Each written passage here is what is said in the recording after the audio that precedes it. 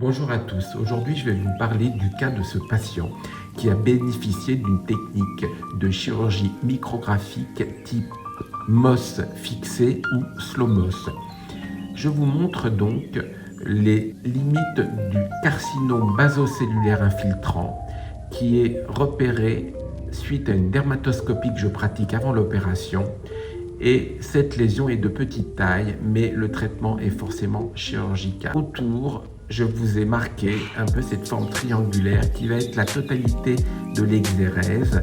Il y aura une marge de 2 à 2,5 mm permettant l'exérèse totale de la tumeur en technique de MOS fixé. En technique classique, les marges sont beaucoup plus importantes car elles peuvent aller de 5 à 6 mm pour un carcinome infiltrant. Imaginez donc si la marge était beaucoup plus grande, que le délabrement serait beaucoup plus important et la reconstruction aussi beaucoup plus compliquée. Le patient est opéré sous anesthésie locale à mon cabinet. Là, ce trait, j'ai marqué le lambeau que je vais pratiquer pour couvrir, c'est un lambeau de rotation, translation, pour couvrir la perte de substance. Les pièces d'exérèse, là vous retrouvez la tumeur, qui était entouré par les pointillés sur mon dessin, et là la marge de sécurité avec une marge d'environ 2 à 2,5 mm. Là vous remplacez la tumeur ici et c'est la totalité de l'exérèse. C'est envoyé en cassette au laboratoire pour une analyse en technique de MOS.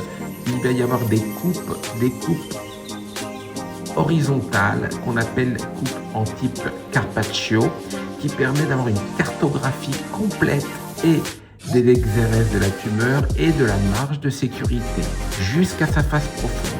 Donc cela permet d'obtenir une certitude d'exérèse car il y a une cartographie de l'analyse. Je vous montre le résultat de la réparation.